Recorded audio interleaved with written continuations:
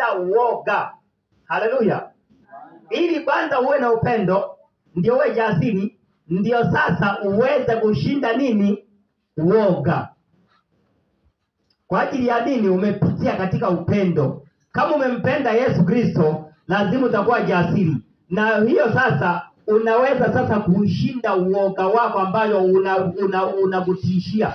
Unajua hapo utaachwa. Unajua hapa kuna nini? Unajua hapa mume wako hata siku hizi hakutaki. Unajua mke wako sasa hivi atakuacha. Ule uoga wa kwamba akiniacha nitafanya nini? Ile hali ikiwa juu, tayari wewe huwezi kumtumikia kwa Yesu. Utamkataa hapo hapo mbele za watu. Yaani wewe utafikiria mwanamke wako, utafikiria mwanamume wako, hautafikiria Kristo ana nafasi gani katika maisha yako.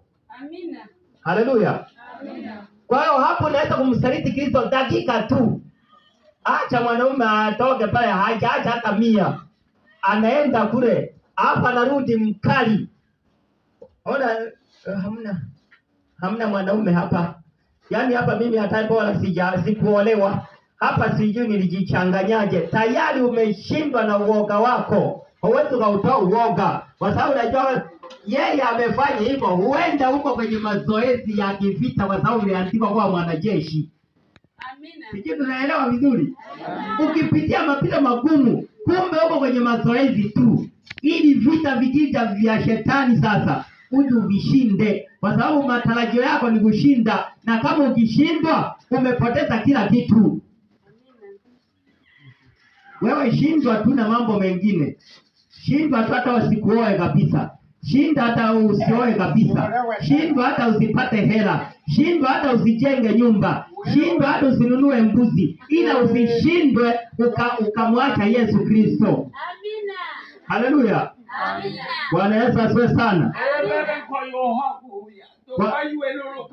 Kwa hiyo kila kitu ambacho kinatakiwa kushinda ni kushinda kuwa Kristo awe namba moja. Kristo ndo namba moja. Wana wa Mungu. Bwana Yesu asifiwe sana. Amina. Mmoja anamtuliza. Ibidi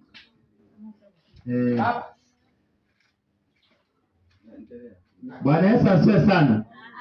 Tunaenda sehemu ya 4 ambayo inasema kama wewe ni askari, kuna vitu vitatu. Moja, kama wewe ni askari kuna vitu vitatu. Moja, kazi